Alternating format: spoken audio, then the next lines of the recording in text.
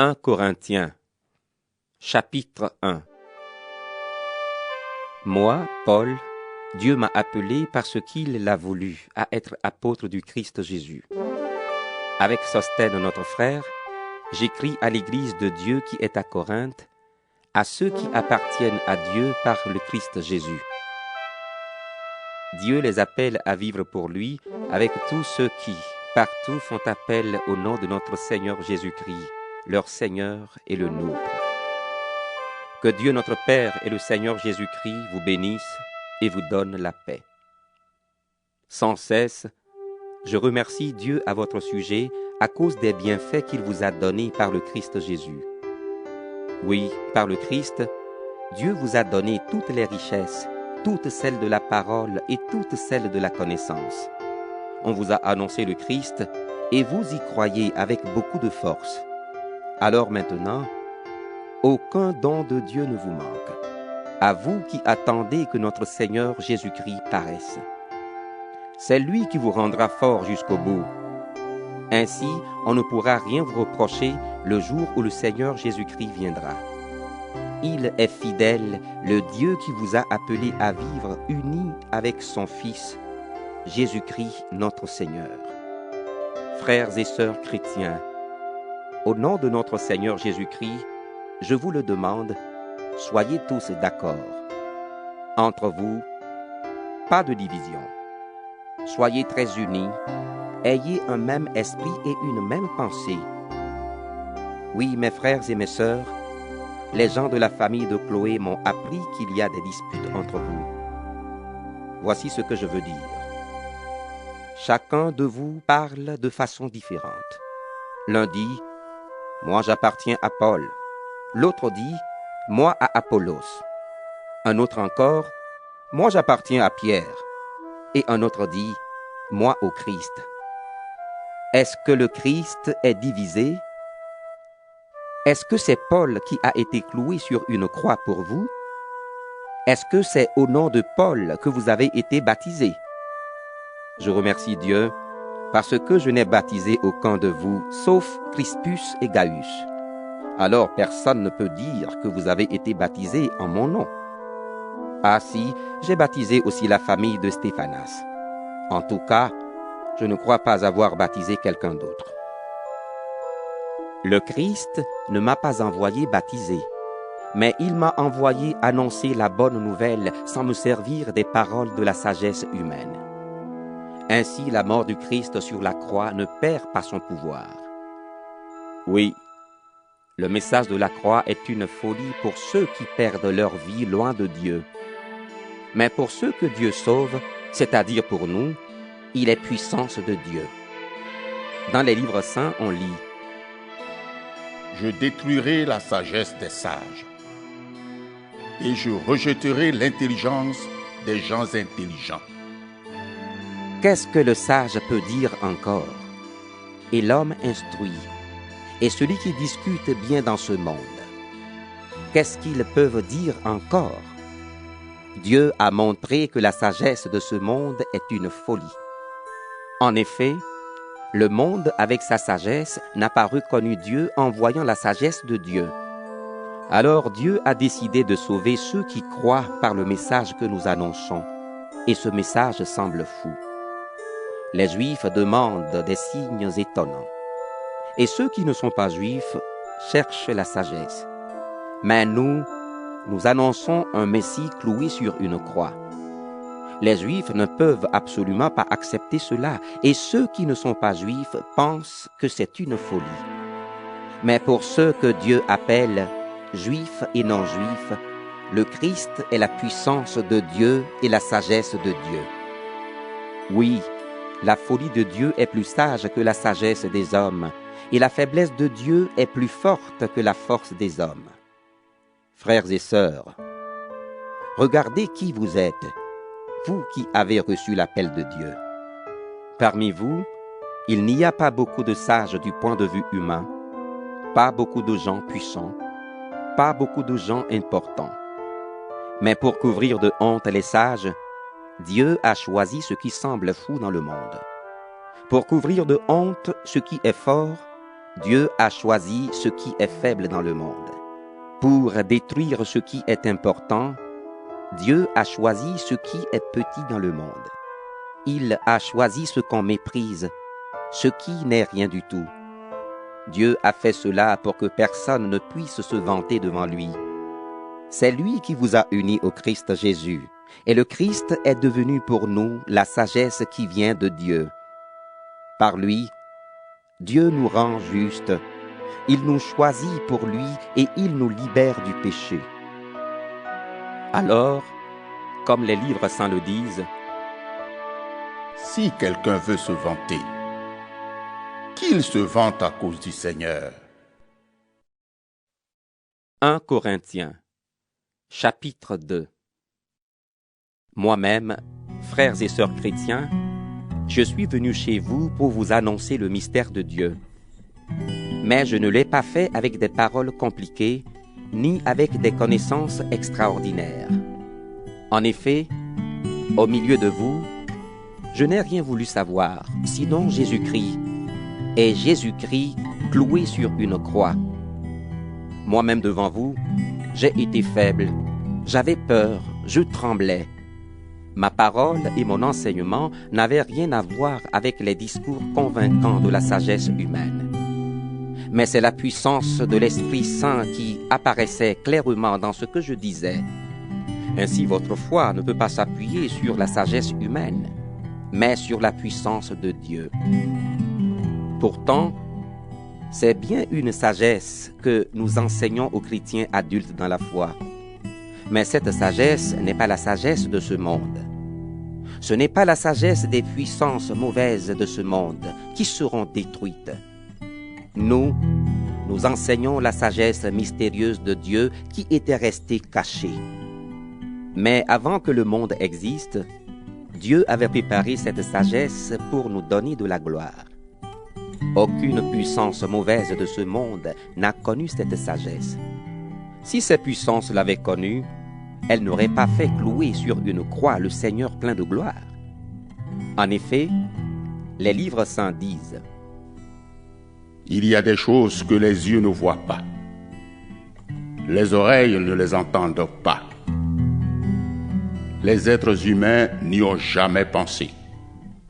Eh bien, ces choses-là, Dieu les a préparées en faveur de ceux qui ont de l'amour pour lui. Et c'est à nous que Dieu les a fait connaître par l'Esprit Saint. En effet, l'Esprit Saint connaît tout, même les secrets les plus profonds de Dieu. Les secrets d'une personne humaine, qui les connaît? Personne, sauf l'esprit humain qui est en elle. De même, les secrets de Dieu, qui les connaît? Personne, sauf l'Esprit de Dieu. Nous n'avons pas reçu l'Esprit du monde. Nous avons reçu l'Esprit qui vient de Dieu. Alors nous pouvons reconnaître les dons que Dieu nous a faits. Nous ne parlons pas de ces dons avec les mots que la sagesse humaine enseigne. Nous en parlons avec les mots que l'Esprit de Dieu nous enseigne. Ainsi, nous expliquons les choses de l'Esprit de Dieu avec les mots qui viennent de cet Esprit. Celui qui pense seulement de manière humaine n'accepte pas ce qui vient de l'Esprit de Dieu. Pour lui, c'est une folie, et il ne peut pas comprendre cela. Oui, c'est seulement l'Esprit Saint qui permet de bien juger ces choses. Et celui qui a l'Esprit Saint peut juger de tout, mais lui, personne ne peut le juger. Les livres saints disent: Qui connaît la pensée du Seigneur? Qui peut lui donner des conseils? Eh bien, nous avons la pensée du Christ. 1 Corinthiens, chapitre 3. Pour moi, frères et sœurs chrétiens, je n'ai pas pu vous parler comme à des personnes qui ont l'Esprit Saint. Je vous ai parlé seulement comme à des personnes faibles, à des chrétiens qui sont encore des bébés dans la foi. Je vous ai donné du lait à boire, et non une nourriture solide, parce que vous ne pouviez pas la supporter. Même maintenant, vous ne pouvez toujours pas la supporter, parce que vous êtes encore faible. En effet, parmi vous, il y a de la jalousie et des disputes. Alors, est-ce que vous n'êtes pas des gens faibles? Est-ce que votre façon de vivre n'est pas encore bien humaine? Quand l'un de vous dit « Moi j'appartiens à Paul », quand un autre dit « Moi j'appartiens à Apollos », est-ce que ces paroles ne sont pas encore bien humaines? Apollos, c'est qui? Et Paul, c'est qui? Nous sommes seulement des serviteurs de Dieu. C'est par nous que vous êtes devenus croyants, et chacun de nous a travaillé selon les dons que Dieu lui a faits. Moi, j'ai planté, Apollos a arrosé, mais c'est Dieu qui a fait pousser. Celui qui plante n'est rien, celui qui arrose n'est rien, mais celui qui fait pousser est tout, et c'est Dieu. Entre celui qui plante et celui qui arrose, il n'y a pas de différence. Mais Dieu donne à chacun sa récompense selon son travail. Car nous travaillons ensemble au service de Dieu, et vous êtes le champ de Dieu. Vous êtes aussi la maison de Dieu. Selon le don que Dieu m'a fait, j'ai placé les fondations comme un bon constructeur. Un autre construit dessus. Mais chacun doit faire attention à la façon de construire dessus. Les fondations sont déjà là, c'est Jésus-Christ. Personne ne peut en placer d'autres. On peut construire sur ces fondations avec de l'or, de l'argent, des pierres précieuses, du bois, du foin ou de la paille. Peu importe. Le travail de chacun sera visible et on le connaîtra le jour du jugement. Ce jour-là, il y aura un grand feu et ce feu montrera la qualité du travail de chacun. Si quelqu'un a construit une maison qui résiste au feu, celui-là recevra une récompense. Au contraire, si son travail est brûlé, il perdra tout. Lui, il sera sauvé, mais comme quelqu'un qui traverse le feu pour s'échapper. Vous êtes le temple de Dieu, et l'Esprit de Dieu habite en vous. Vous ne savez donc pas cela? Si quelqu'un détruit le temple de Dieu, celui-là, Dieu le détruira. Oui, le temple de Dieu est saint, et ce temple, c'est vous. Personne ne doit se tromper sur soi-même. Si quelqu'un parmi vous se prend pour un sage à la manière des gens de ce monde, qu'il devienne fou pour être vraiment sage. En effet, la sagesse des gens de ce monde est une folie pour Dieu.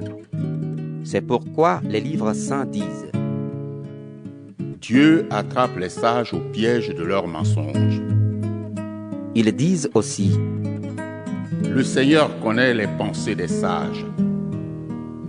Il sait qu'elles ne valent rien. » Alors, personne ne doit se vanter à cause d'un être humain, car tout vous appartient. Paul, Apollos ou Pierre, le monde, la vie, la mort, le présent, l'avenir. Tout vous appartient. Mais vous, vous appartenez au Christ, et le Christ appartient à Dieu. 1 Corinthiens, chapitre 4. On doit nous regarder comme les serviteurs du Christ et les responsables chargés des mystères de Dieu. Finalement, ce qu'on demande à des responsables, c'est d'être fidèles. Moi, cela m'est égal. Vous pouvez me juger, un tribunal humain peut me juger, mais je ne me juge pas moi-même. Je pense que je n'ai rien à me reprocher, mais cela ne veut pas dire que je suis innocent. Mon juge, c'est le Seigneur. Ne jugez donc pas avant le moment où le Seigneur viendra. C'est lui qui éclairera ce qui est caché dans la nuit.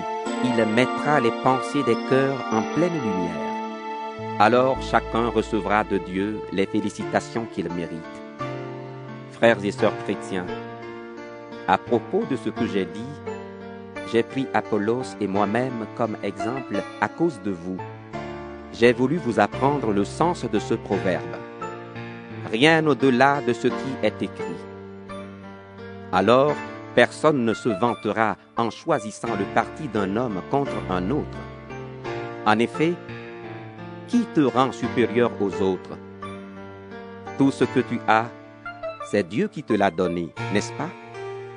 Et si tu l'as reçu, pourquoi te vanter comme si tu ne l'avais pas reçu?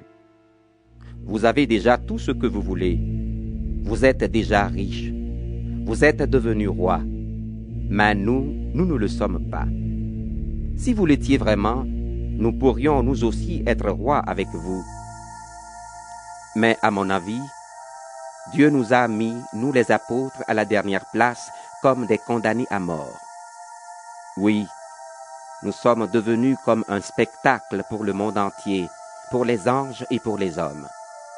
Nous sommes fous à cause du Christ, mais vous êtes des chrétiens sages. Nous sommes faibles, mais vous êtes forts. On vous respecte beaucoup, mais nous, on nous méprise. Jusqu'à maintenant encore, nous avons faim, nous avons soif, nous n'avons pas de vêtements. On nous fait du mal et nous ne pouvons jamais rester au même endroit. Nous nous fatiguons à travailler de nos mains.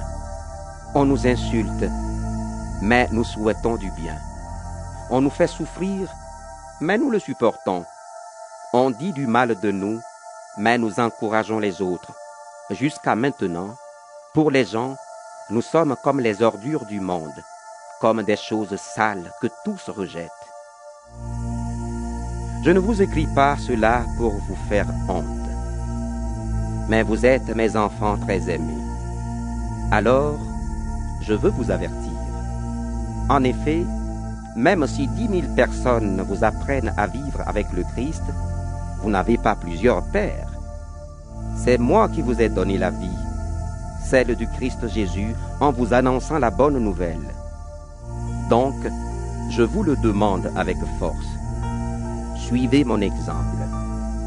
Et pour cela, je vous envoie Timothée, mon fils très aimé et fidèle dans le Seigneur.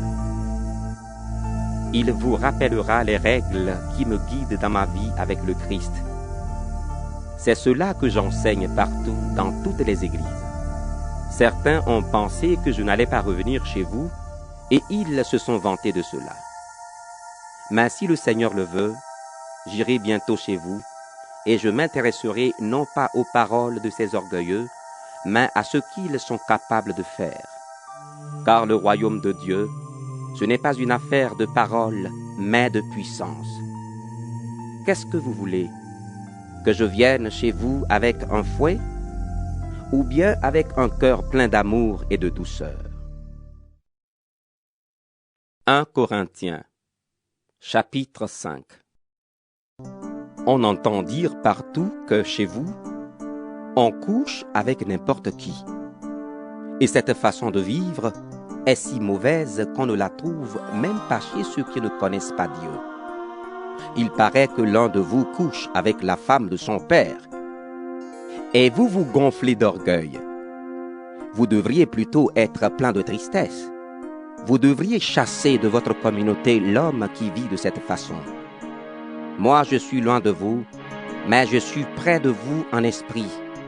Eh bien, j'ai déjà jugé l'homme qui a fait cela, comme si j'étais parmi vous. Réunissez-vous au nom du Seigneur Jésus, je serai avec vous en esprit. Et avec la puissance de notre Seigneur Jésus, livrez cet homme à Satan. Son corps sera détruit, mais par là, lui-même pourra être sauvé le jour où le Seigneur viendra. Vous avez bien tort d'être plein d'orgueil. Un peu de levain fait lever toute la pâte. Vous ne savez donc pas cela? Enlevez le vieux levain du péché pour devenir pur. Alors, vous serez comme une pâte nouvelle et sans levain, ce que vous êtes déjà.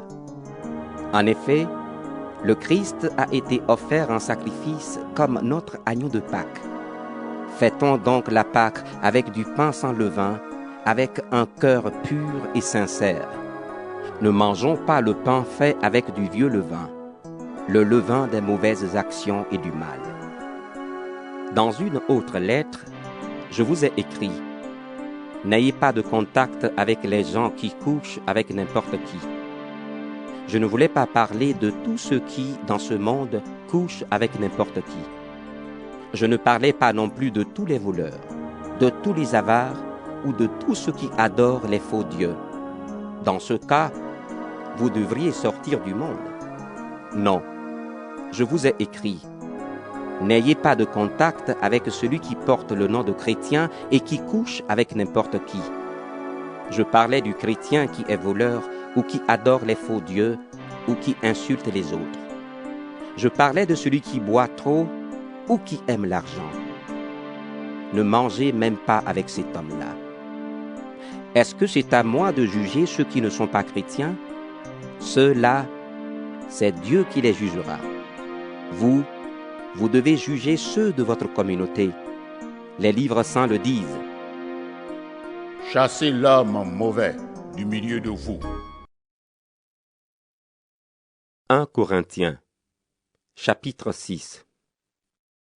Quand vous n'êtes pas d'accord entre vous, vous faites juger l'affaire par des juges qui ne connaissent pas Dieu, et non par des gens qui appartiennent à Dieu. Comment osez-vous faire cela? Ceux qui appartiennent à Dieu jugeront le monde. Vous ne savez donc pas cela? Et si c'est vous qui devez juger le monde, est-ce que vous n'êtes pas capable de juger les affaires peu importantes? C'est nous qui jugerons les anges. Vous ne savez donc pas cela? Alors, nous pouvons bien juger les affaires de cette vie. Pourtant, quand vous avez des procès pour des affaires de ce genre, vous prenez comme juge des gens que l'Église compte pour rien. Je le dis, et c'est une honte pour vous. Il n'y a donc parmi vous aucune personne sage capable de servir d'arbitre entre un chrétien et un autre. Mais un chrétien est en procès contre un autre, et cela devant des juges qui ne croient pas au Christ.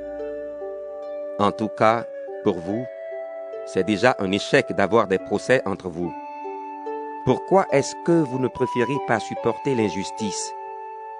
Pourquoi est-ce que vous ne laissez pas plutôt les autres voler ce qui est à vous? Au contraire, c'est vous qui êtes injuste, c'est vous qui volez les autres.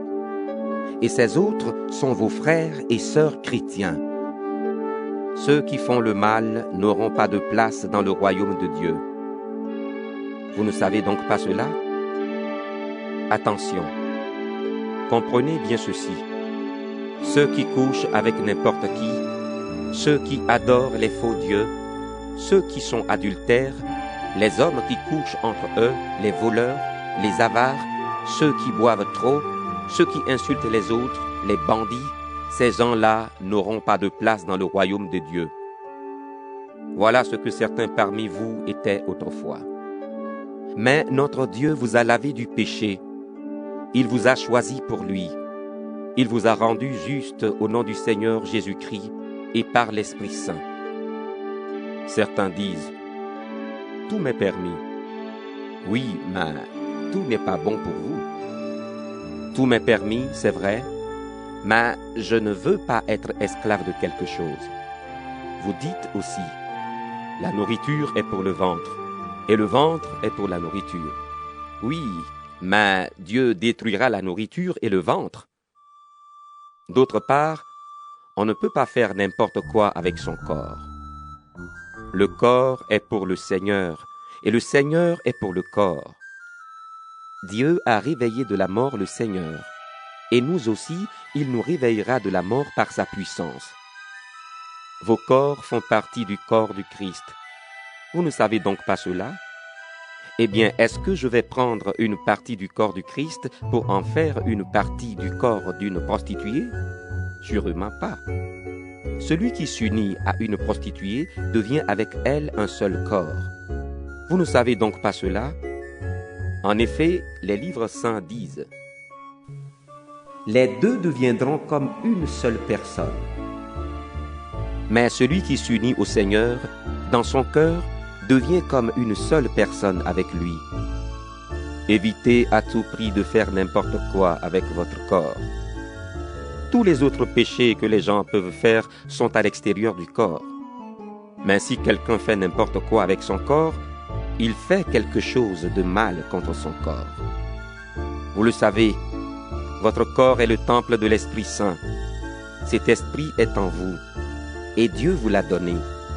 Vous ne vous appartenez pas à vous-même. Dieu vous a acheté très cher pour vous rendre libre. Alors rendez gloire à Dieu par votre corps. 1 Corinthiens, chapitre 7. Maintenant, je réponds à ce que vous m'avez écrit. Pour un homme, c'est une bonne chose de ne pas avoir de femme. Pourtant, pour éviter de coucher avec n'importe qui, chaque homme doit avoir sa femme. Chaque femme doit avoir son mari. L'homme doit faire son devoir de mari envers sa femme, et la femme doit faire son devoir de femme envers son mari. La femme ne peut pas faire ce qu'elle veut de son corps. Son corps est à son mari. Le mari ne peut pas faire ce qu'il veut de son corps. Son corps est à sa femme. Ne refusez pas de vous unir l'un à l'autre. Mais il y a une exception. Si vous voulez mieux prier, mettez-vous d'accord tous les deux pour agir ainsi pendant peu de temps. Ensuite, retournez ensemble, sinon vous risquez de ne plus être maître de votre corps et Satan peut en profiter pour vous tenter. Ce que je dis là, ce n'est pas un ordre, mais une simple permission. J'aimerais mieux que tout le monde soit comme moi, mais chacun reçoit de Dieu un don particulier. L'un celui-ci, l'autre celui-là. Pourtant, à ceux qui ne sont pas mariés et aux veuves, je dis, si vous restez comme moi, c'est une bonne chose pour vous. Mais si vous ne pouvez pas être maître de votre corps, mariez-vous. Il vaut mieux se marier que brûler de désir. À ceux qui sont mariés, voici ce que je commande, ou plutôt, ce n'est pas moi, c'est le Seigneur. Le mari ne doit pas renvoyer sa femme, et la femme ne doit pas quitter son mari. Si elle est séparée de son mari, qu'elle reste seule, ou alors qu'elle fasse la paix avec lui. Aux autres, voici ce que je dis, et cette fois, c'est moi qui le dis, et non le Seigneur. Si un chrétien a une femme qui n'est pas chrétienne, et si cette femme veut continuer à vivre avec lui, il ne doit pas la renvoyer. Si une chrétienne a un mari qui n'est pas chrétien, et si celui-ci veut continuer à vivre avec elle, elle ne doit pas renvoyer son mari. En effet, le mari qui n'est pas chrétien est proche de Dieu parce qu'il est uni à sa femme. La femme qui n'est pas chrétienne est proche de Dieu parce qu'elle est unie à son mari. Sinon, vos enfants seraient comme des enfants séparés de Dieu, mais en réalité, ils sont proches de Dieu. Pourtant, si celui qui n'est pas chrétien veut partir, il peut le faire. Dans ce cas, celui qui est chrétien, le mari ou la femme, n'est plus lié à l'autre, car Dieu vous appelle à vivre dans la paix. Toi qui es chrétienne, est-ce que tu es sûr de sauver ton mari? Et toi qui es chrétien, est-ce que tu es sûr de sauver ta femme? Quand Dieu vous a appelé, vous viviez dans la situation que le Seigneur vous avait donnée. Donc, à part ce que je viens de dire, chacun doit continuer à vivre dans cette situation. Voilà la règle que je donne dans toutes les églises. Quand Dieu t'a appelé, est-ce que tu étais circoncis? Eh bien, reste circoncis. Tu n'étais pas circoncis? Alors, ne te fais pas circoncire. Être circoncis, cela ne signifie rien. Ne pas être circoncis, cela ne signifie rien non plus. Ce qui est important, c'est de faire ce que Dieu commande. Chacun doit rester dans la situation où il était quand Dieu l'a appelé. Quand Dieu t'a appelé, est-ce que tu étais esclave? Ne sois pas inquiet pour cela. Mais si tu peux devenir un homme libre, profites-en. En effet, l'esclave que le Seigneur a appelé est devenu libre. Il appartient au Seigneur. L'homme libre que le Seigneur a appelé est devenu l'esclave du Christ. Dieu vous a acheté très cher pour vous rendre libre. Ne devenez donc pas esclaves des hommes. Frères et sœurs chrétiens, chacun doit rester devant Dieu dans la situation où il était quand Dieu l'a appelé. Pour ceux qui ne sont pas mariés, je n'ai pas d'ordre du Seigneur, mais je donne mon avis. C'est l'avis d'un homme digne de confiance parce que le Seigneur a été bon pour lui. Voici ce que je pense. À cause des difficultés actuelles, c'est une bonne chose de ne pas être marié. Oui, il est bon pour chacun de rester comme il l'est. Est-ce que tu as une femme? Ne cherche pas à la quitter. Tu n'as pas de femme? Ne cherche pas à te marier. Pourtant, si tu te maries, tu ne fais pas de péché. Et si une jeune fille se marie, elle ne fait pas de péché. Mais les gens mariés auront beaucoup à souffrir dans leur vie de tous les jours. Et moi, je voudrais vous éviter cela. Frères et sœurs chrétiens, je vous le dis, il reste peu de temps. Dès maintenant, ceux qui ont une femme doivent vivre comme s'ils n'en avaient pas. Ceux qui pleurent doivent vivre comme s'ils ne pleuraient pas. Ceux qui sont dans la joie doivent vivre comme s'ils n'étaient pas dans la joie. Ceux qui achètent doivent vivre comme si les choses achetées n'étaient pas à eux. Ceux qui profitent de ce monde doivent vivre comme s'ils n'en profitaient pas. En effet, le monde d'aujourd'hui ne va pas durer toujours. Je voudrais que vous n'ayez pas de soucis. Celui qui n'est pas marié s'occupe des affaires du Seigneur. Il cherche à plaire au Seigneur. Mais celui qui est marié s'occupe des affaires du monde. Il cherche à plaire à sa femme, et ainsi, il est partagé. La femme qui n'est pas mariée ou la jeune fille s'occupe des affaires du Seigneur. Elle cherche à lui appartenir totalement en lui donnant toute leur personne. Mais la femme mariée s'occupe des affaires du monde. Elle cherche à plaire à son mari. Je vous dis cela dans votre intérêt, et non pour vous tendre un piège. Je souhaite que vous choisissiez ce qui est le mieux, en vous attachant au Seigneur et à lui seul. Un jeune homme désire fortement sa fiancée. Il pense qu'il risque de mal agir avec elle et qu'ils doivent se marier. Alors il doit faire comme il veut. Tous deux n'ont qu'à se marier. Ce jeune homme ne fait pas de péché. Mais il peut décider fermement dans son cœur de ne pas se marier et de ne pas coucher avec sa fiancée. S'il décide vraiment cela dans son cœur, sans être forcé et en restant maître de ses désirs, il fait bien de ne pas se marier. Ainsi, celui qui se marie avec sa fiancée agit bien. Mais celui qui ne se marie pas avec elle fait encore mieux. La femme reste liée à son mari pendant tout le temps qu'il vit. Si son mari meurt, elle est libre de se marier avec l'homme qu'elle veut, mais à une condition. Cet homme doit être chrétien. Pourtant, à mon avis, elle sera plus heureuse si elle reste comme elle est. Et moi aussi, je crois avoir l'Esprit de Dieu. 1 Corinthiens, chapitre 8. La question des animaux offerts en sacrifice aux faux dieux, c'est sûr, nous la connaissons tous comme vous dites. Mais cette connaissance gonfle d'orgueil. Au contraire, l'amour construit la communauté. Si quelqu'un croit connaître quelque chose, il ne sait pas encore comment il faut connaître. Mais si quelqu'un aime Dieu, Dieu le connaît. Donc, est-ce qu'on peut manger la viande des animaux offerts aux faux dieux? Les faux dieux n'existent pas dans le monde, nous le savons bien, et il n'y a qu'un seul Dieu. Bien sûr, certains disent qu'il y a des dieux au ciel et sur la terre. Et c'est vrai, pour eux, il y a plusieurs dieux et plusieurs seigneurs. En tout cas, pour nous, il n'y a qu'un seul Dieu, c'est le Père. Tout vient de lui, et c'est pour lui que nous vivons.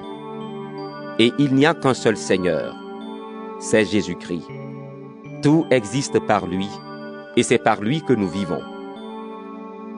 Mais tous ne savent pas cela. Jusqu'à présent, certains avaient l'habitude de prier les faux dieux. Maintenant encore, ils mangent la viande des sacrifices comme si elle était vraiment offerte aux faux dieux. Leur conscience est fragile et ils se sentent salis par cette nourriture. Pourtant, ce n'est pas la nourriture qui nous rapproche de Dieu. Si nous n'en mangeons pas, nous ne perdrons rien. Si nous en mangeons, nous ne gagnons rien non plus. Vous êtes libre de faire ce que vous voulez. Mais attention, cette liberté ne doit pas faire tomber les chrétiens fragiles. En effet, toi qui connais la vérité, si on te voit en train de manger dans un temple de faux dieux, qu'est-ce qui va se passer? Tu vas peut-être entraîner quelqu'un qui a une conscience fragile à manger lui aussi la viande des animaux offerts aux faux dieux. Et, à cause de ta connaissance, ce chrétien fragile va tomber, lui pour qui le Christ est mort.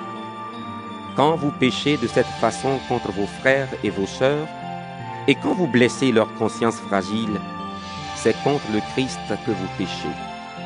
C'est pourquoi, si la nourriture doit faire tomber mes frères et mes sœurs chrétiens dans le péché, je ne mangerai plus jamais de viande pour ne pas les faire tomber. 1 Corinthiens, chapitre 9. Moi aussi, je suis libre de faire ce que je veux. Est-ce que je ne suis pas apôtre? Est-ce que je n'ai pas vu Jésus notre Seigneur?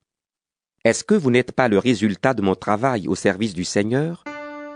Si pour certains je ne suis pas un apôtre, pour vous du moins je le suis. Oui, vous êtes la preuve que j'ai bien fait mon travail d'apôtre au service du Seigneur.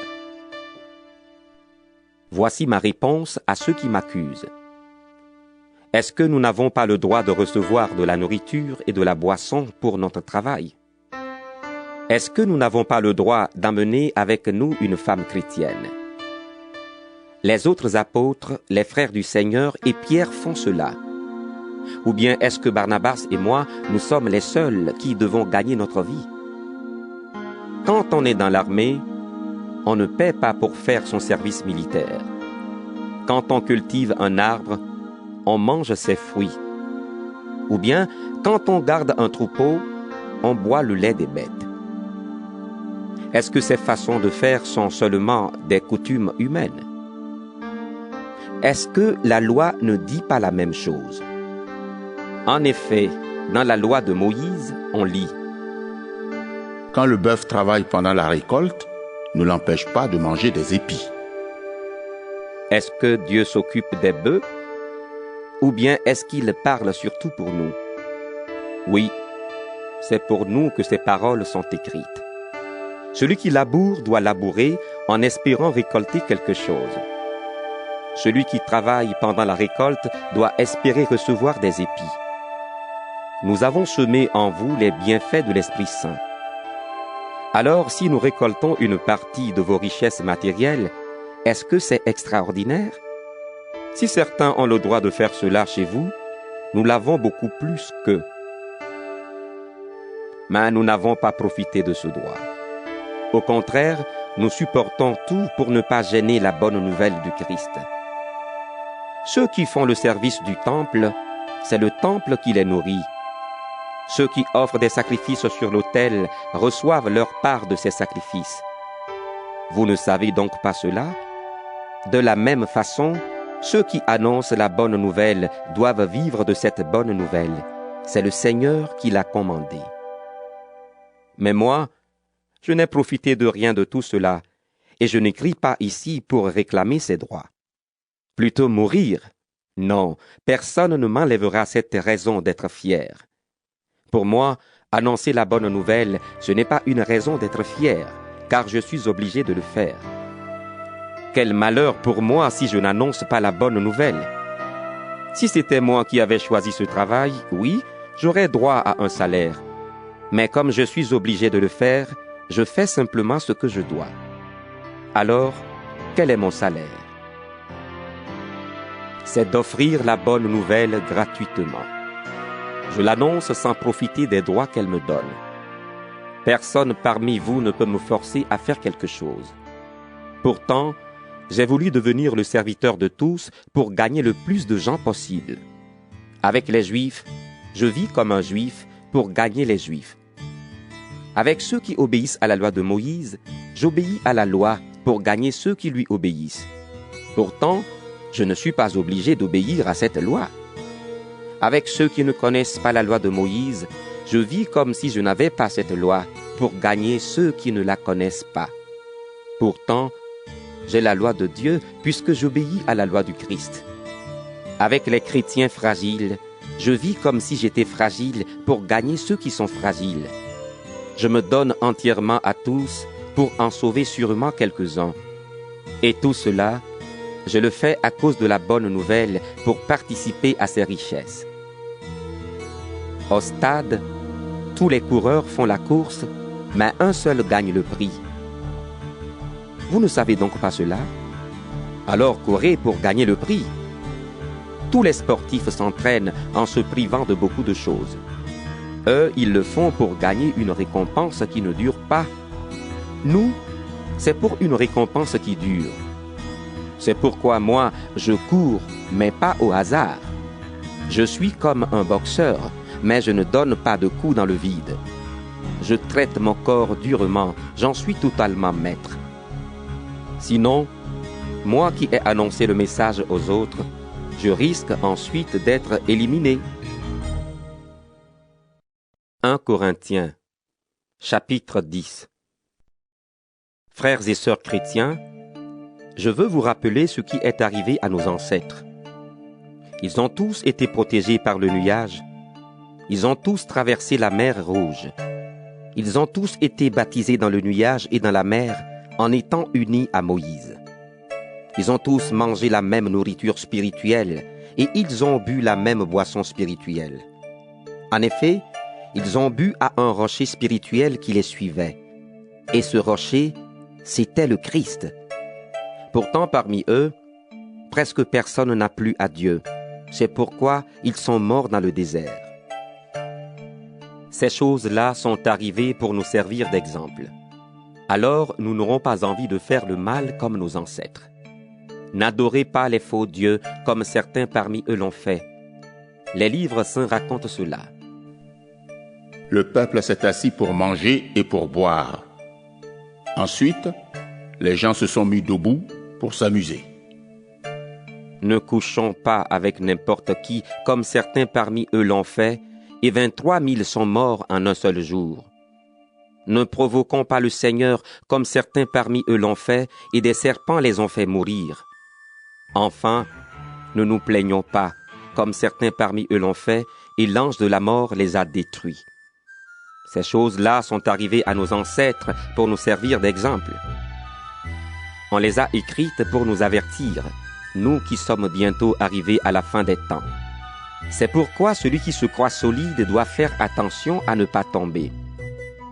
Toutes les tentations que vous avez rencontrées étaient normales pour des hommes et des femmes. Dieu est fidèle et il ne permettra pas que vous soyez tentés au-dessus de vos forces. Quand vous serez tentés, Dieu vous donnera la force de supporter cela et le moyen d'en sortir. C'est pourquoi, mes amis très chers, n'allez pas aux cérémonies en l'honneur des faux dieux. Je vous parle comme à des personnes sages. Jugez vous-même ce que je dis. Nous remercions Dieu pour la coupe de bénédiction. Quand nous la buvons, est-ce que nous n'entrons pas en communion avec le sang du Christ? Quand nous mangeons le pain que nous partageons, est-ce que nous n'entrons pas en communion avec le corps du Christ? Il y a un seul pain.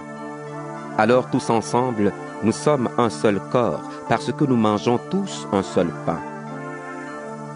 Voyez les Israélites. Ceux qui mangent des animaux offerts en sacrifice sur l'autel sont en communion avec Dieu.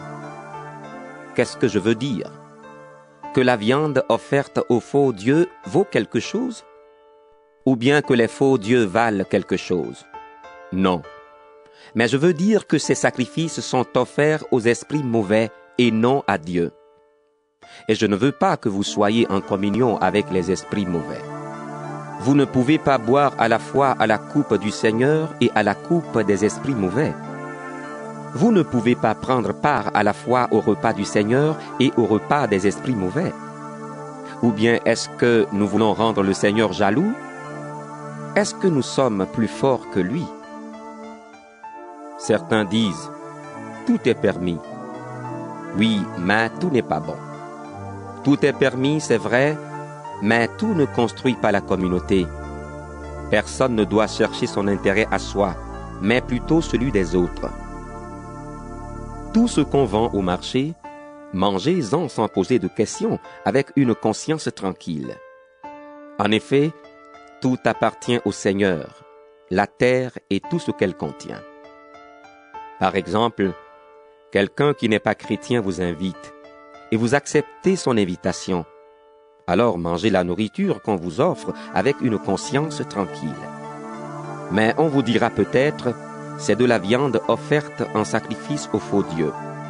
Alors, n'en mangez pas à cause de celui qui vous a dit cela et pour des raisons de conscience.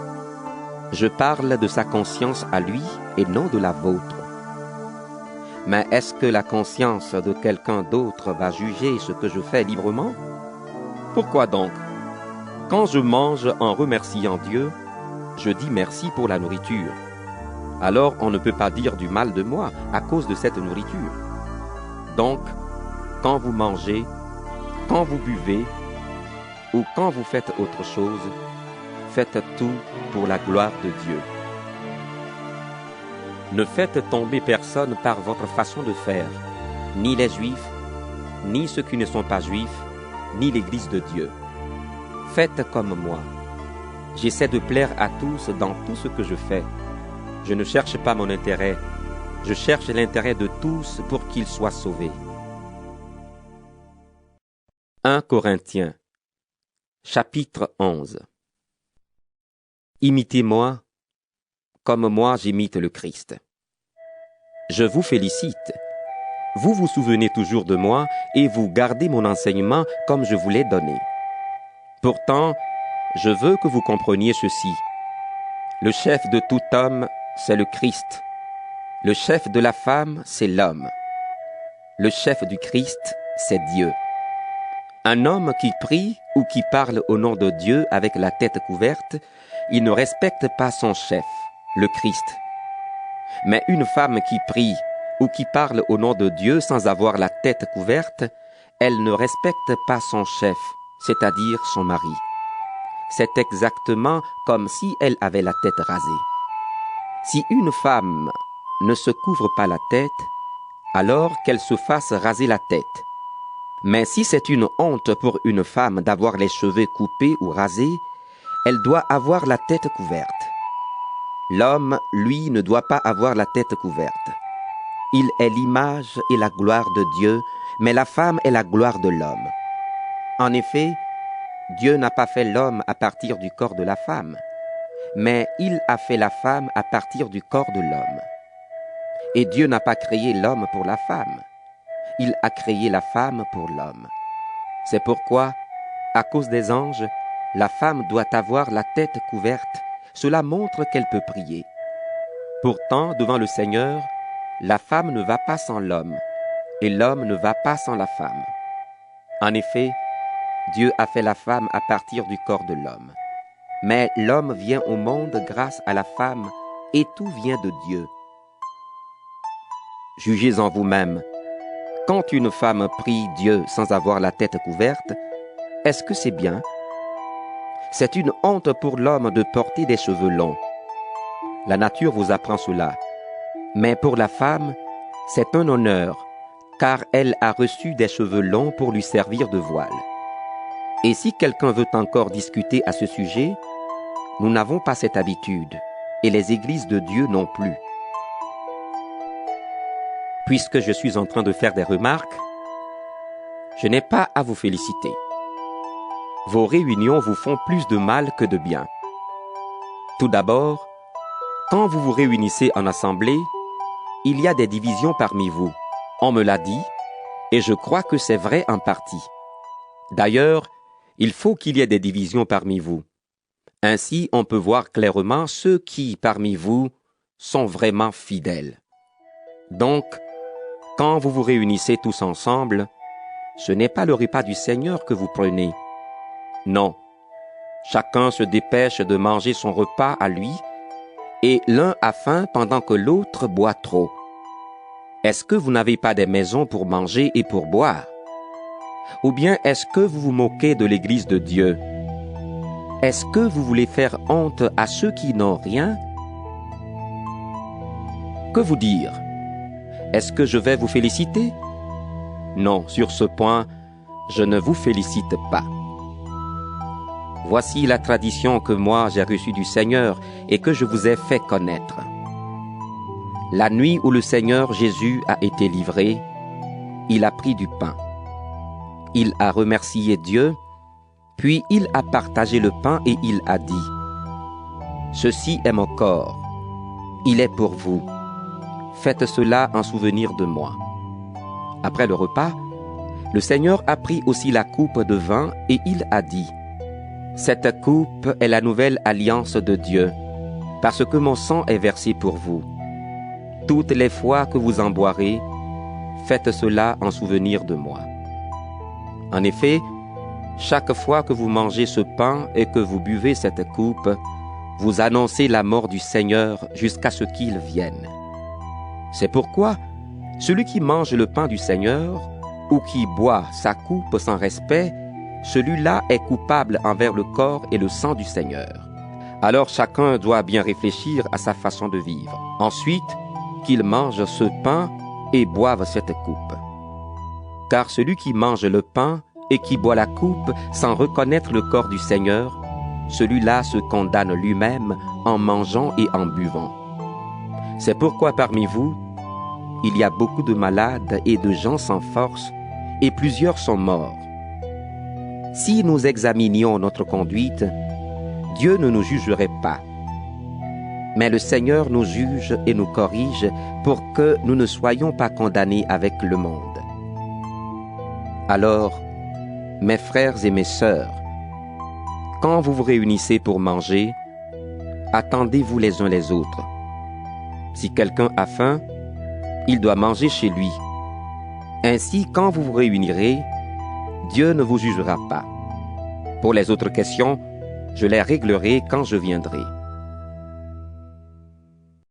1 Corinthiens, chapitre 12. Frères et sœurs chrétiens, au sujet des dons de l'Esprit Saint, je ne veux pas que vous restiez ignorants.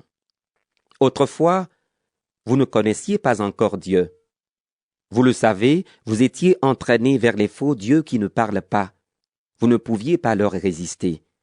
C'est pourquoi je veux vous faire savoir une chose. Si quelqu'un parle avec l'Esprit de Dieu, il ne peut pas dire que Jésus soit maudit. Et sans l'aide de l'Esprit Saint, personne ne peut dire « Jésus est le Seigneur ». Oui, il y a des dons différents, mais c'est le même Esprit qui les donne. Il y a des façons de servir différentes, mais on sert le même Seigneur. Il y a des activités différentes, mais c'est le même Dieu qui les produit toutes en tous. Chacun reçoit le don de montrer la puissance de l'Esprit Saint, et cela pour le bien de tous. L'un reçoit de l'Esprit le don de parler avec sagesse, l'autre reçoit du même Esprit le don de faire connaître Dieu. Un autre reçoit de ce même Esprit le don d'une foi très solide. Un autre reçoit de cet unique Esprit le don de guérir les malades. Un autre peut faire des actions extraordinaires, un autre peut parler au nom de Dieu, un autre sait faire la différence entre ce qui vient de l'Esprit Saint et ce qui ne vient pas de lui. Un autre peut parler en des langues inconnues, un autre peut les traduire. Mais tout cela, c'est le seul et même Esprit Saint qui le rend possible. Il distribue ses dons à chacun comme il veut. Prenons une comparaison. Le corps forme un tout, et pourtant, il a plusieurs parties. Malgré leur nombre, toutes les parties du corps ne forment qu'un seul corps. Pour le Christ, c'est la même chose. Tous, juifs et non-juifs, esclaves et personnes libres, nous avons reçu le baptême dans un seul Esprit Saint pour former un seul corps. Nous avons tous bu à la source de cet unique esprit. En effet, le corps n'a pas qu'une seule partie, il en a plusieurs. Le pied peut dire « Moi, je ne suis pas une main, donc je ne fais pas partie du corps. » Pourtant, il fait quand même partie du corps. L'oreille peut dire « Je ne suis pas un œil, donc je ne fais pas partie du corps. » Pourtant, elle fait quand même partie du corps. Si dans le corps, il n'y avait que les yeux, comment pourrait-on entendre? S'il n'y avait que les oreilles, comment pourrait-on sentir les odeurs? Mais Dieu a placé chaque partie dans le corps comme il l'a voulu. Si l'ensemble n'est qu'une seule partie, il n'y a pas de corps. Il y a donc plusieurs parties, mais un seul corps. L'œil ne peut pas dire à la main « Je n'ai pas besoin de toi ». Et la tête ne peut pas dire aux pieds « Je n'ai pas besoin de vous ». Au contraire, même les parties du corps qui semblent les plus faibles sont nécessaires. Et les parties que nous jugeons les moins respectables, nous les respectons davantage. Celles qu'on ne doit pas voir, nous nous en occupons avec plus de soin. Les parties de notre corps qu'on peut voir n'ont pas besoin de tous ces soins. Mais Dieu a fait le corps en donnant plus d'honneur aux parties les moins respectables. Alors il n'y a pas de division dans le corps. Au contraire, toutes ces parties prennent soin les unes des autres. Si une partie du corps souffre, toutes les autres parties souffrent avec elle. Si une partie est à l'honneur, toutes les autres partagent sa joie. Vous êtes le corps du Christ, et chacun de vous est une partie de ce corps. Dans l'Église, Dieu a placé au premier rang les apôtres, au deuxième rang les prophètes, au troisième rang ceux qui enseignent. Ensuite, il y a ceux qui font des actions extraordinaires, puis ceux qui ont le don de guérir. Il y a ceux qui aident les autres et ceux qui dirigent. Enfin, il y a ceux qui ont le don de parler en langues inconnues. Tous ne sont pas apôtres, tous ne sont pas prophètes, tous n'enseignent pas, tous ne font pas des actions extraordinaires. Tous n'ont pas le don de guérir, tous ne parlent pas en langues inconnues, et tous ne les traduisent pas. Cherchez donc à avoir les dons les plus grands. Mais maintenant, je vais vous montrer un chemin meilleur que les autres. 1 Corinthiens, chapitre 13. Je peux parler les langues des hommes et les langues des anges. Mais si je n'aime pas les autres, je suis seulement une cloche qui sonne, une cymbale bruyante. Je peux avoir le don de parler au nom de Dieu. Je peux comprendre tous les mystères et posséder toute la connaissance. Je peux avoir une foi assez grande pour déplacer les montagnes. Mais si je n'aime pas les autres, je ne suis rien. Je peux distribuer toutes mes richesses à ceux qui ont faim. Je peux livrer mon corps au feu. Mais si je n'aime pas les autres, je n'y gagne rien. L'amour est patient. L'amour rend service. Il n'est pas jaloux. Il ne se vante pas. Il ne se gonfle pas d'orgueil. L'amour ne fait rien de honteux. Il ne cherche pas son intérêt. Il ne se met pas en colère. Il ne se souvient pas du mal. Il ne se réjouit pas de l'injustice, mais il se réjouit de la vérité. L'amour excuse tout, il croit tout, il espère tout, il supporte tout. L'amour ne disparaît jamais. Les paroles dites au nom de Dieu s'arrêteront. Le don de parler en langues inconnues disparaîtra. La connaissance finira. En effet, nous ne connaissons pas tout, et les paroles dites au nom de Dieu ne sont pas complètes. Mais quand tout deviendra parfait, ce qui n'est pas complet disparaîtra. Quand j'étais enfant, je parlais comme un enfant. Je pensais comme un enfant. Maintenant, je suis un homme et je n'agis plus comme un enfant. À présent, nous ne voyons pas les choses clairement. Nous les voyons comme dans un miroir. Mais plus tard, nous verrons face à face. À présent, je ne connais pas tout. Mais plus tard, je connaîtrai comme Dieu me connaît. Maintenant, 3 choses sont toujours là: la foi, l'espérance et l'amour. Mais la plus grande des 3, c'est l'amour. 1 Corinthiens, chapitre 14. Cherchez avant tout à aimer les autres. Désirez les dons de l'Esprit Saint, surtout le don de parler au nom de Dieu. Si quelqu'un parle en langues inconnues, il ne parle pas aux gens, mais à Dieu. Personne ne le comprend. Avec l'aide de l'Esprit Saint, il dit des choses mystérieuses. Mais si quelqu'un parle au nom de Dieu, il parle aux gens. Il construit la communauté, il encourage et il console. Celui qui parle en langues inconnues ne construit que lui-même. Au contraire, celui qui parle au nom de Dieu construit la communauté tout entière. Je souhaite que vous parliez tous en langues inconnues, mais j'aime encore mieux que vous parliez au nom de Dieu. Parler au nom de Dieu, cela vaut mieux que de parler en langues inconnues, sauf si quelqu'un traduit pour construire la communauté. Frères et sœurs chrétiens, prenons un exemple. Je viens vous voir et je vous parle en langues inconnues. Si mes paroles ne vous apportent rien, ni message clair, ni connaissance, ni parole de la part de Dieu, ni enseignement, est-ce que je vous rends service?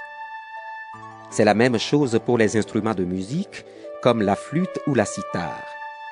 Si leurs sons ne sont pas différents, comment distinguer la musique que chacune joue? Et si la trompette ne sonne pas clairement, qui va se préparer pour le combat? Pour vous, c'est pareil. Si vous parlez avec des mots qu'on ne comprend pas, comment savoir ce que vous dites? Vos paroles sont du vent. Il y a beaucoup de langues différentes sur la terre, et toutes veulent dire quelque chose. Si je ne connais pas la langue de la personne qui me parle, je suis pour elle un étranger, et elle est une étrangère pour moi. Pour vous, c'est pareil.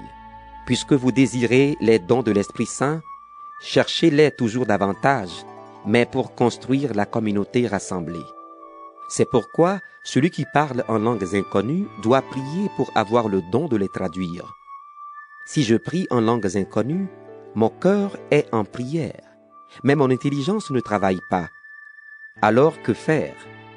Je prierai avec mon cœur, mais je prierai aussi avec mon intelligence. Je chanterai avec mon cœur, mais je chanterai aussi avec mon intelligence. Si tu remercies Dieu seulement avec ton cœur, le croyant qui n'y connaît rien ne sait pas ce que tu dis. Alors comment pourra-t-il répondre « Amen » à ta prière de remerciement? Cette prière est sans doute très belle, mais elle n'aide pas les autres à faire des progrès. Grâce à Dieu, je parle en langues inconnues plus que vous tous. Mais dans l'assemblée des chrétiens, j'aime mieux dire 5 paroles claires que 10 000 mots inconnus. De cette façon, j'apprends aussi quelque chose aux autres. Frères et sœurs, quand vous réfléchissez, ne soyez pas des enfants. Pour faire le mal, oui, soyez des bébés, mais pour réfléchir, soyez des adultes. Dans les livres saints, le Seigneur dit: Je parlerai au peuple d'Israël par des gens qui parlent une langue étrangère, par la bouche d'étrangers, et pourtant, ils ne m'écouteront pas. Donc, quand on parle en langues inconnues, c'est un signe pour ceux qui ne croient pas, mais cela ne sert à rien pour ceux qui croient. Quand on parle au nom de Dieu, c'est un signe pour ceux qui croient, mais cela ne sert à rien pour ceux qui ne croient pas. Par exemple, toute l'Église est rassemblée et tous parlent en langues inconnues. Des croyants qui n'y connaissent rien ou des incroyants arrivent. Ils vont penser que vous êtes fous. Au contraire, tous parlent au nom de Dieu. L'incroyant ou le croyant qui n'y connaît rien arrive. Alors, tout ce qu'il entend le fait réfléchir et il se sent jugé par tous. Les choses cachées au fond de son cœur deviennent claires et il tombe à genoux, le visage sur le sol. Il adore Dieu et il dit: Oui, Dieu est vraiment parmi vous. Alors, frères et sœurs chrétiens, Qu'est-ce qu'il faut faire? Quand vous êtes réunis, chacun peut chanter ou enseigner, faire connaître une chose cachée ou bien traduire ce qu'on vient de dire. Mais tout cela doit servir à construire la communauté. Si on parle en langues inconnues, 2 personnes peuvent le faire, 3 ou plus, mais l'une après l'autre, et il faut traduire. S'il n'y a personne pour traduire, on évitera de parler à haute voix dans l'assemblée. Chacun parlera seulement à lui-même et à Dieu. 2 ou 3 peuvent parler au nom de Dieu. Les autres doivent examiner ce qu'ils disent. Mais si Dieu donne un message à quelqu'un d'autre, celui qui est en train de parler doit s'arrêter. Oui, vous pouvez tous parler au nom de Dieu, mais l'un après l'autre. Alors tous recevront l'enseignement et seront encouragés. Ceux qui parlent au nom de Dieu restent maîtres du don que Dieu leur fait. En effet, Dieu n'est pas pour le désordre, mais pour la paix. Comme cela se fait dans toutes les églises chrétiennes, les femmes doivent se taire dans les assemblées. Elles n'ont pas l'autorisation de prendre la parole. Elles doivent rester tranquilles et écouter comme la loi de Moïse le dit. Si elles veulent une explication, elles doivent interroger leur mari à la maison. Pour une femme, parler dans une assemblée, cela ne se fait pas. Ou bien vous pensez peut-être que la parole de Dieu est venue de chez vous? Est-ce que vous êtes les seuls à l'avoir reçue? Si quelqu'un croit parler au nom de Dieu ou de l'Esprit Saint, il doit reconnaître une chose. Ce que je vous écris est un commandement du Seigneur. Mais s'il ne reconnaît pas cela, Dieu ne le connaît pas non plus. Alors, frères et sœurs, vous devez désirer parler au nom de Dieu. N'empêchez pas les autres de parler en langues inconnues, mais tout doit se passer avec calme et dans l'ordre. 1 Corinthiens, chapitre 15. Frères et sœurs chrétiens, je vous rappelle la bonne nouvelle que je vous ai annoncée. Vous l'avez reçue, et aujourd'hui encore, vous êtes attachés à elle. Cette bonne nouvelle vous sauve si vous la gardez comme je vous l'ai annoncée. Sinon, votre foi ne sert à rien. Je vous ai donné avant toute chose l'enseignement que j'ai reçu moi-même. Le Christ est mort pour nos péchés comme les livres saints l'avaient annoncé. On l'a mis au tombeau et le 3e jour, Dieu l'a réveillé de la mort comme les livres saints l'avaient annoncé. Il s'est montré à Pierre, puis aux 12. Ensuite, il s'est montré à plus de 500 frères et sœurs à la fois. Presque tous sont encore vivants. Quelques-uns sont morts. Ensuite, il s'est montré à Jacques, puis à tous les apôtres. Finalement, après les autres, il s'est montré à moi aussi, à moi qui le méritais le moins. Oui, je suis le plus petit des apôtres. Je ne mérite même pas de porter le nom d'apôtre parce que j'ai fait souffrir l'Église de Dieu.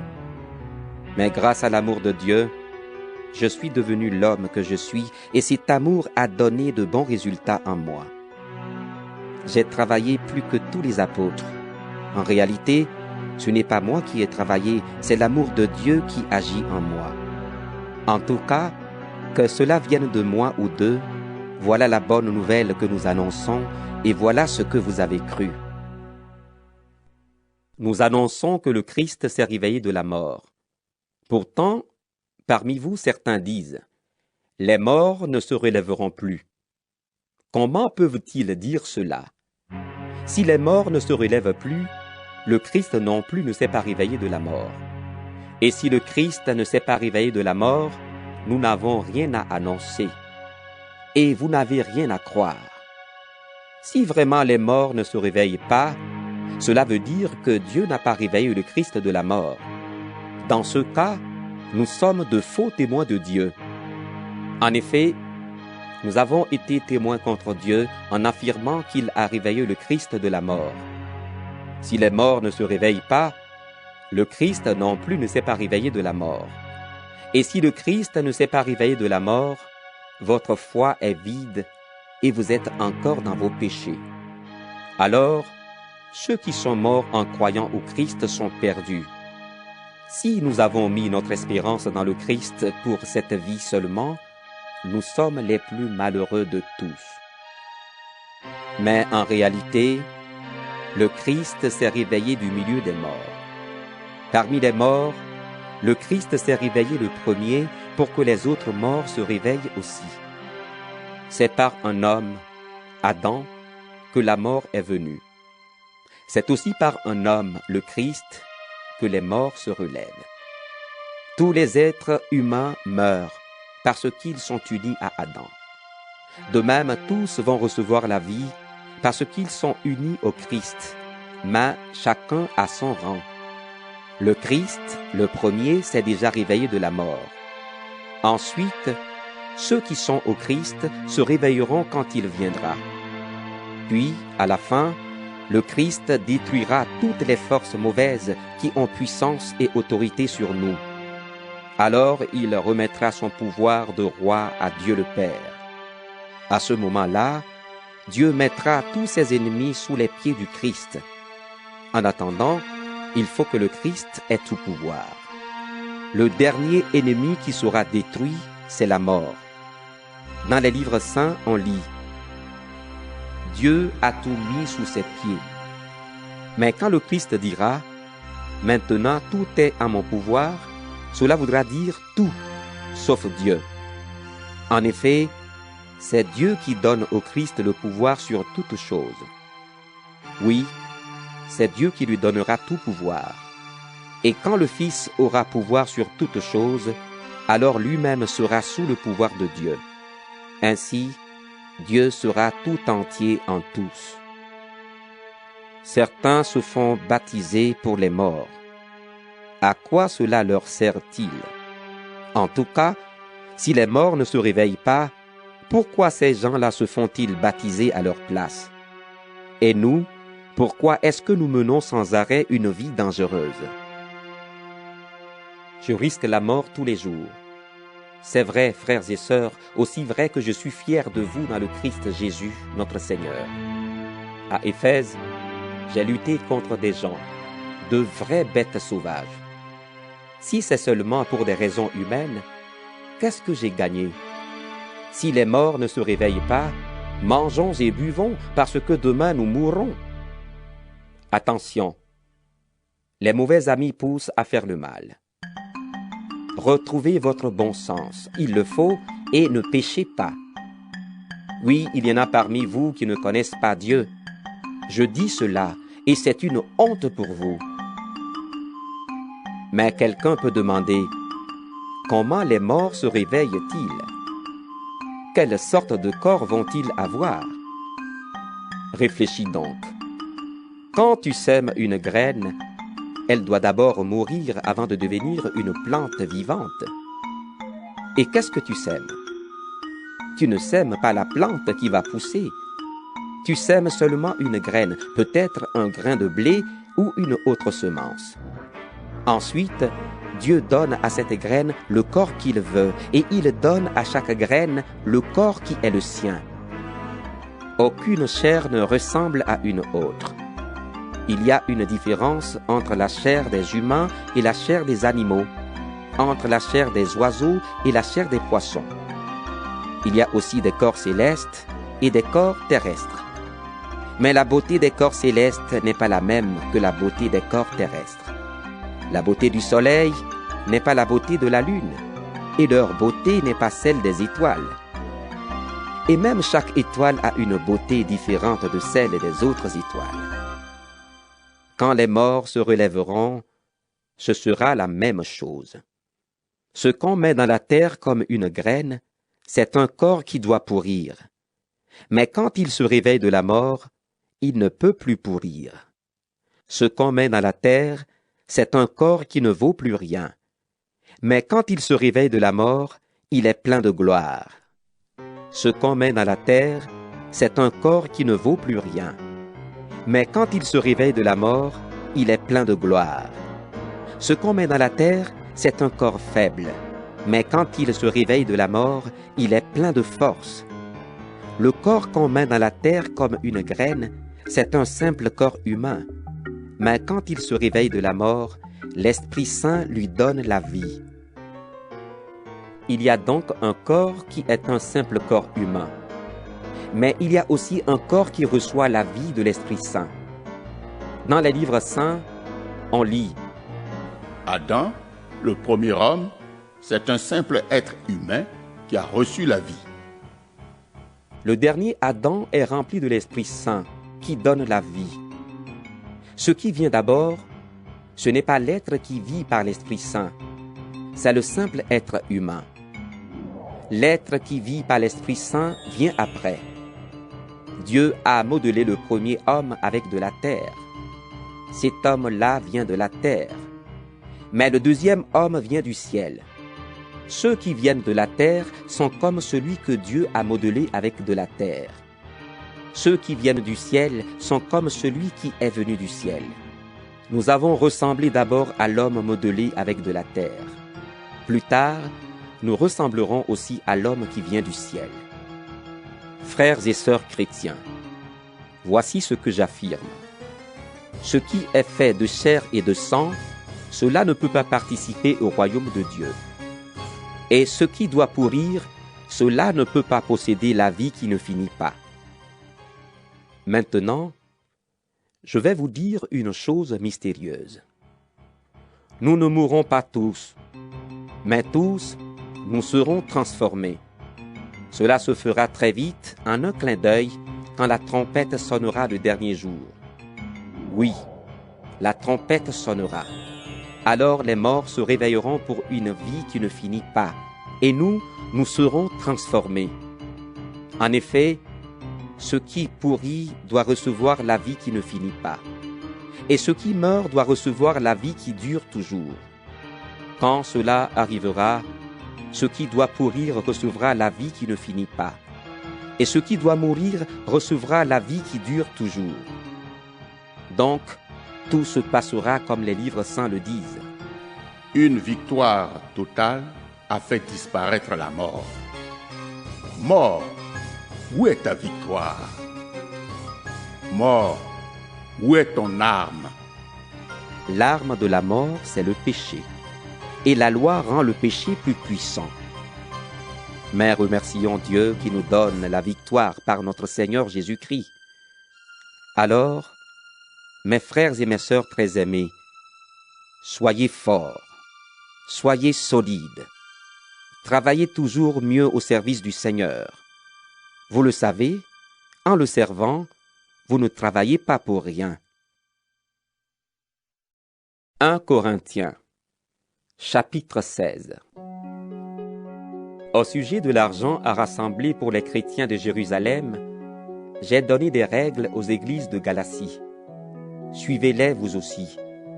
Tous les dimanches, chacun de vous doit mettre à part chez lui l'argent qu'il a pu économiser.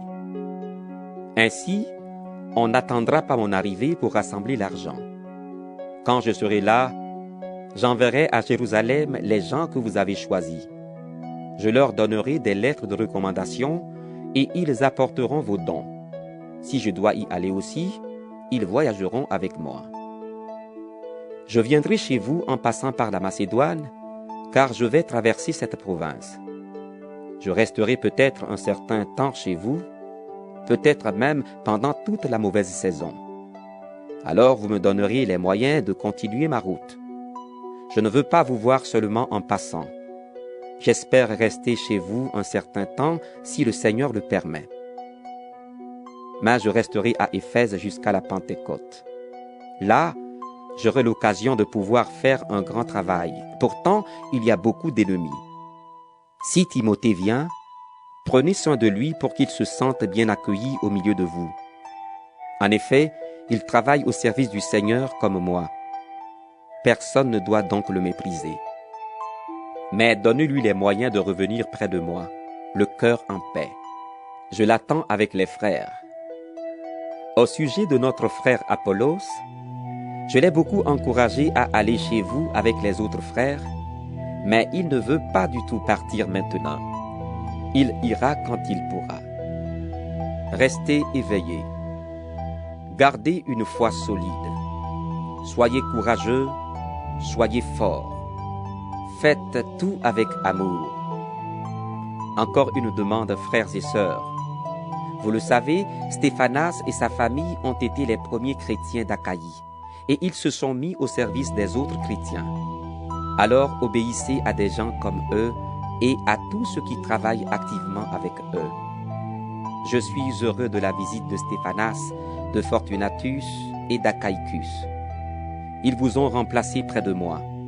Oui, ils m'ont rassuré et ils vous ont rassuré, vous aussi. Reconnaissez la valeur de gens comme eux. Les églises de la province d'Asie vous saluent.